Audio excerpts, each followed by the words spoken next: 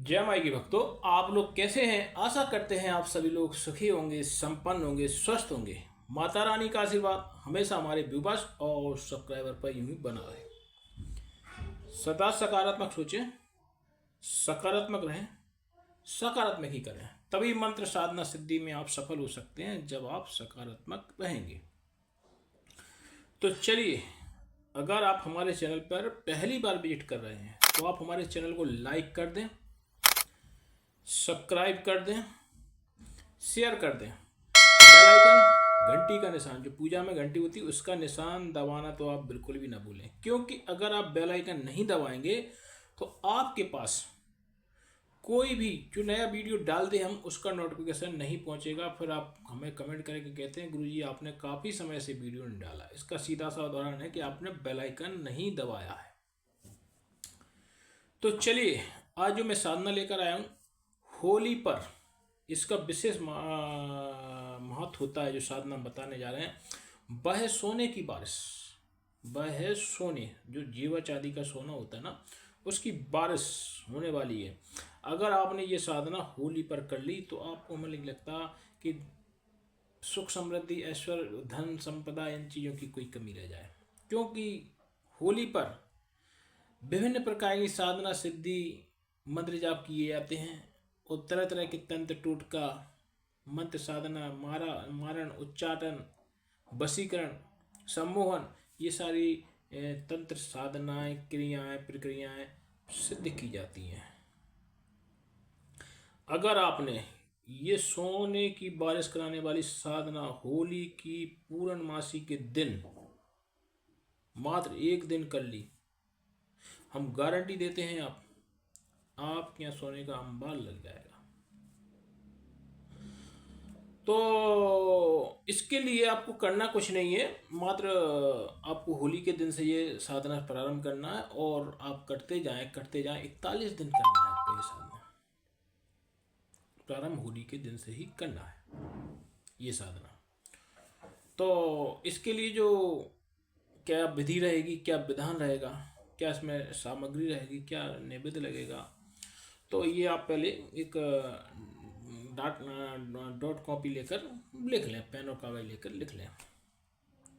तो साधना का जो समय रहेगा वो रात्रि 12 बजे से लेकर 3 बजे का रहेगा, क्योंकि उस टाइम क्या रहता है कि वातावरण बहुत शून्य रहता है साधना के लिए। इसलिए समय 12 से 3, अधिकतर साधनाओं के लिए 12 से 3 बजे का समय उपयुक्त रहता है, क्योंकि उस टाइम वातावरण शून्य रहता है, कोई डिस्टर्बेंस नहीं रहता। इसलिए ये साधना काल का ये समय सबसे बेस्ट रहता है, बहुत बढ़िया, बहुत उत्तम रहता है।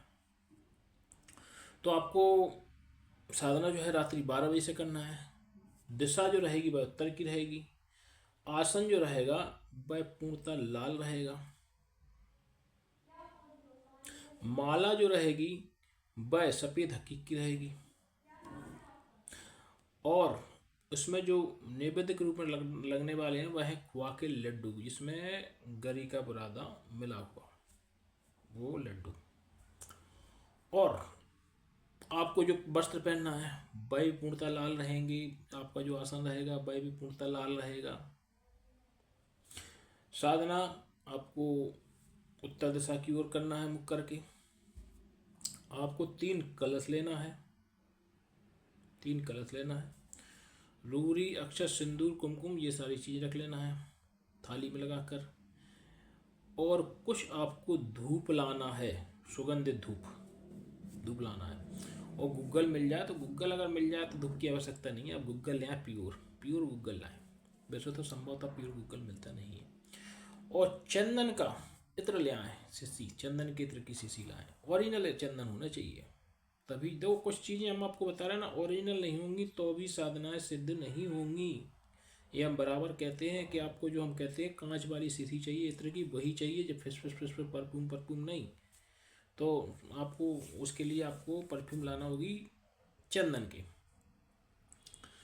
तो इस तरीके से आपको ये सब चीज़ें आपके पास व्यवस्थित करके रख लेना है एक दिन पहले।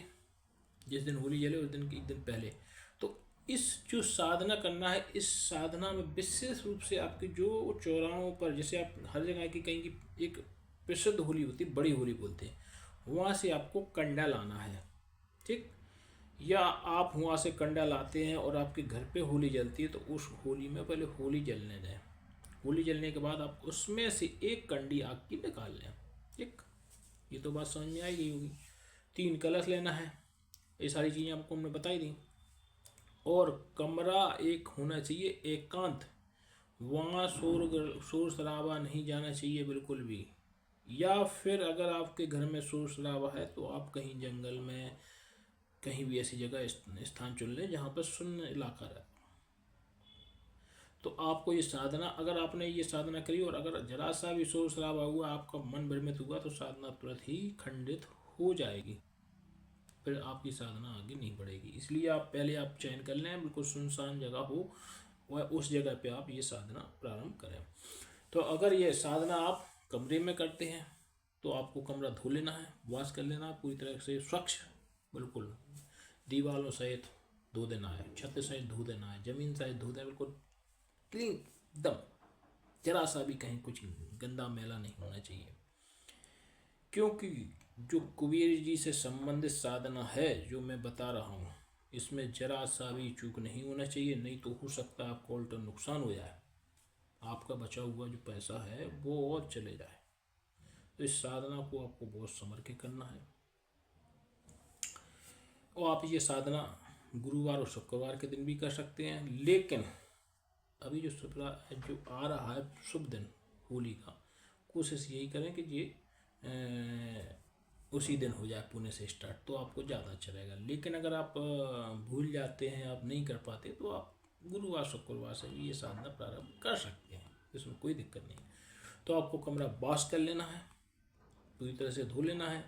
और जो हमने आपको चंदन की इत्र बताई, तो आप फुआ, जो रुई का होता है, रुई कपास, उसका फुआ आपको उसमें इत्र में सुगंधित कर लेना है और उसको आपको दीवारों पर चारों तरफ लगा देना है, जमीन में लगा देना है, छत पे लगा देना है, जिससे पूरा कमरे का वातावरण सुगंधित हो जाए, चंदन जैसी खुशबू। समझ लीजिए, बड़े बड़े देवता प्रसन्न हो जाते इसमें। तो पूरे दीवारों पर चारों तरफ, छत पर, जमीन पर, चारों तरफ आपको उसको बंदे। और 2 रुई के, जो रुई के 2 फुआ रहेंगे, फुआ कटन के, तो उनमें से लगाकर एक इस कान के आपको यहाँ लगा लेना है और एक इस कान के यहाँ लगा लेना है आपको, जिससे आप भी सुगंधित वातावरण और अपने वस्त्रों पर भी लगा लेना है। ये थोड़ा समझ में आएगी। ठीक, और 4 काड़ी, आपको 4 काड़ी उसी कपास की, वो आपने देखी हुई बाजार में मिलती हैं, ये जो इत्र बेचते हैं उनके पास मिलती हैं काड़ियाँ बनी हुई लकड़ी की। तो 4 काड़ी आपको बना लेना है और उसमें आपको डुबा के चंदन के इत्र में रख लेना है। तो इसमें जो लगने वाली है विशेष इत्र प्रेमी होती हैं, जो साधना बता रहे हैं आपको। एक इत्र आपको हम बता रहे हैं पहले कैसा करना है। तो आपको 3 कलश लेना है, 3 कलश में 3 प्रकार के धान, क्योंकि धन की प्राप्ति करना है, 3 प्रकार के धान। तो एक में भर दें गेहूँ, एक में भर दें चना, एक में भर दें चावल। 3 प्रकार के धान होना चाहिए, 3 प्रकार के, तीनों कलश में भर देंगे आप। और उनको कलश को थोड़ा सा कुड़ी बना लें आप, गेहूँ की नीचे कुड़ी बना लें, इन पे जो कलश स्थापित कर दें। तो पहला कलश आपका रहेगा गुरु का, दूसरा कलश रहेगा आपका प्रेत का, तीसरा कलश रहेगा आपका पितृ का। देखो क्या होता है, कई बार हमारे पास कमेंट आते हैं कि हम भूल ही जाते हैं कि कौन सा गुरु का, कौन सा प्रेत का, कौन सा कुलदेवी का। तो इसके लिए आप ऐसा कर सकते हैं, एक चिट बनाए कि जी हमारे गुरु का, पहला गुरु का पहले चिट चिपका दें। कई बार कमेंट आते हैं गुरु जी हम कलश भूल जाते हैं, कौन सा गुरु का, कौन सा प्रेत का, कौन सा कुलदेवी का। तो एक चिट बना लें, चिट चिपका दें, पहले आपका गुरु का कलश, तो उस पर लिख दें गुरु का कलश, दूसरा लिख दें आप प्रेत का कलश, तीसरा आप लिख दें कुलदेवी का कलश। इस तरीके से तीनों कलश पे आप चिट चिपका दें। अब आपको सबसे पहले गुरु के कलश का पूजन करना है। गुरु के कलश का पूजन करेंगे, उसको रोली से अक्षर सिंदूर सब लगा के, पुष्प चढ़ा के, और 51 माला गुरु मंत्र की जाप करना है। देखो हम आपको पहले ही बताते हैं कि कोई भी मंत्र, साधना, सिद्धि या भजन या जब तक कोई भी करें, आपको अपने गुरु की मालाएं करना पड़ेंगी। अगर आप गुरु की माला या गुरु दीक्षा नहीं ली है तो कोई भी साधना सिद्धि सफल नहीं हो सकती है। इसलिए आप कोई भी साधना या मंत्र जाप या सिद्धि करने से पहले आप गुरु दीक्षा अवश्य धारण करें। बिना गुरु दीक्षा के नहीं हो, क्योंकि आपके साथ दुर्घटना हो सकती है, यहाँ तक कि आपकी मृत्यु भी हो सकती है। तो इसलिए कोई भी साधना या सिद्धि बिना गुरु मंत्र के जाप के ना करें। तो 51 माला गुरु मंत्र की कर लें। तो आपने पहले तो गुरु को 1 कलश का रोरी अक्षत सिंदूर कुमकुम लगा के पूजा कर दी, उसके बाद उस पर पुष्प चढ़ा दिए, उसके बाद उनकी थोड़ी आरती उतार दी। आरती उतारने के बाद 51 माला गुरु मंत्र की आपने जाप कर ली। ठीक, इतना तो आपकी समझ में आ गया। उसके बाद प्रेत के कलश का पूजन करें। प्रेत का कलश रोरी अक्षत सिंदूर सारी चीज़ें लगा के और थोड़ा सा पुष्प चढ़ा के और थोड़ा सा जो प्रसाद लड्डू का लाए थे थोड़ा सा आप प्रेत जी को चढ़ा दें। और आप कह दें कि जो हमारे प्रेत हों, जो हमारी मतलब हमारी कुल देवता की श्रेणी में आ जाते हैं प्रेत, तो आप आ गए हैं, आप नहीं तरे हैं, तो आप हमारे ऊपर कृपा बनाए रखना। मैं आपका इसी प्रकार पूजन करता रहूँगा, जो हमारी साधना सिद्धि में आप विघ्न बिल्कुल ना डालें। तो आपने उनको प्रेत को प्रसन्न कर लिया। अब अपनी जो कुलदेवी हो सकता है जाने अनजाने में, के बहुत से लोग रहते हैं जो कुलदेवी की पूजा या देवता की पूजा नहीं कर पाते, उन्हें पता ही नहीं कि हमारे कुलदेवी कौन है, हमारे कुल देवता कौन है, और पूजा पाठ नहीं करते। तो वो भी आपको सिद्धि में बाधा उत्पन्न कर सकते हैं। क्योंकि जब तक आप देवता घर से ही पूजते, अगर आप घर के देवताओं को नहीं पूजेंगे और आप कोई साधना सिद्धि प्राप्त करना चाहते तो कतई नहीं होगी, कतई होगी नहीं। तो आप अपनी कुलदेवी को भी थोड़ा सा पूजन कर दें, तिलक रोरी अक्षत सिंदूर कुमकुम पुष्प चढ़ा दें, और जो लड्डू का प्रसाद है नैवेद्य वो थोड़ा बहुत उनको भी लगा दें। ठीक, और हाथ जोड़ लें, तीनों से हाथ जोड़ के आप क्षमा याचना कर लें कि मैं इस लायक तो नहीं हूँ, लेकिन मैं आप लोगों की सेवा कर रहा हूँ, जो भी कर रहा हूँ उसको स्वीकार करें। ठीक, ये बात तो समझ में आएगी। अब जो आपकी जो साधना के लिए करना है, तो आपको पटा पे एक कंकड़ी होती पत्थर की, उसको उठा के आप रख लें पत्थर पे। तो थोड़ा सा उसको जल से स्नान करा दें और उसको आप उस पटा पे रख दें। उसको भी रोरी अक्षत सिंदूर लगा के, ये सारी चीज़ें लगा के, कुमकुम लगा के पुष्प चढ़ा दें, और जो प्रसाद है उसको चढ़ा दें। ठीक है, उसके बाद जो मैं साधना दे रहा हूँ, इस साधना को आप जो मंत्र दे रहा हूँ साधना का, उस मंत्र को आप लिख लें। इस मंत्र को आपको 51,000 बार जाप करना है, 51,000 बार।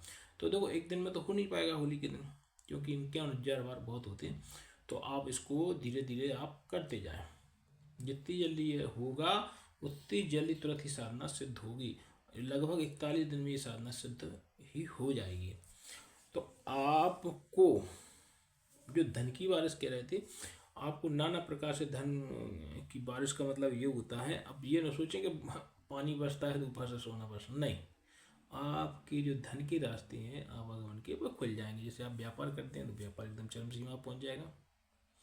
आप अगर सर्विस करते हैं या कुछ करते हैं तो आपको और भी उसके अलावा कहीं से आवागमन के वो खुल जाएंगे। इस तरीके से आपको धन की कहीं से भी कोई कमी नहीं होगी। ये साधना आप होली के दिन अवश्य करके देखें, क्योंकि हमारे पास ऐसे बहुत से साधक हैं। अगली बार जो होली पर लोगों ने साधना की थी, कम से कम ज़्यादा नहीं तो 50 लोगों को इस चीज़ से बहुत फ़ायदा हुआ। हमारे कमेंट में आप पढ़ना, अगली बार होली के जो कमेंट हमारे डले थे इस पर वीडियो, उस पर लोगों ने कमेंट किया है कि गुरुजी मैं पहले तो बहुत ही गरीब था, मेरे पास कोई साधन नहीं था, कुछ नहीं था, आज जिस दिन से ये साधना कर ली उस दिन से हमें काफ़ी चमत्कार देखने को मिला है। और किसी ने ज़मीन खरीद ली, मतलब धन के रास्ते, जो धन की बारिश बता रहा ना, उसके रास्ते खुल जाते हैं। या कहीं आपने ये सिद्ध कर लिया, आपको सपने में कहीं अचानक धन प्राप्ति के वो दिखा दें कि यहाँ फलानी जगह धन है, 2 फुट पे ही है, 3 फुट पे ही, आप उसको निकाल लें। मतलब कुछ भी हो सकता है, कुबेर देवता आपसे प्रसन्न हो गए, कुछ भी हो सकता है। तो इस प्रकार से आपके पास धन की बारिश होगी। तो चलिए, मैं आज आपको एक आप लोगों के निवेदन पर, आप लोग बार बार निवेदन करते हैं कि गुरुजी गुरु दीक्षा कब प्रदान करेंगे, गुरुजी गुरु दीक्षा कब प्रदान करेंगे। तो वह शुभ दिन आ गया है, होली पर कुछ ऐसा नक्षत्र बन रहा है जब हम गुरु दीक्षा आपको प्रदान करने जा रहे हैं। तो 14/3/2025 को हम गुरु दीक्षा प्रदान करने जा रहे हैं। जो भी साधक गुरु दीक्षा ग्रहण करना चाहता है वह अभी से हमारे व्हाट्सएप नंबर पर आकर संपर्क कर सकता है। सारी लाइनें खुली हुई हैं। तो वो अभी हमसे संपर्क कर सकता है और अपना रजिस्ट्रेशन करा सकता है। तो इसके लिए गुरु दीक्षा ग्रहण करने के लिए आपको अपनी माता का नाम, पिता का नाम, जन्म स्थान, जन्म तिथि, ये सारी चीज़ें आपको व्हाट्सअप कर देना। और दक्षिणा राशि स्वरूप आपको 5,000 रुपये हमारे पेटीएम नंबर पर आप जमा करके अपना रजिस्ट्रेशन करा सकते हैं। गुरु दीक्षा 14/3/2025 होली के दिन प्रदान की जाएगी। जो भी साधक अगर गुरु दीक्षा ग्रहण करना चाहता है वह अभी से हमसे संपर्क करें। और यदि यह जानकारी आपको अच्छी लगी हो तो आप हमारे चैनल को लाइक कर दें, सब्सक्राइब कर दें, शेयर कर दें, बेल आइकन घंटी में बिल्कुल भी ना भूलें। जय माई की।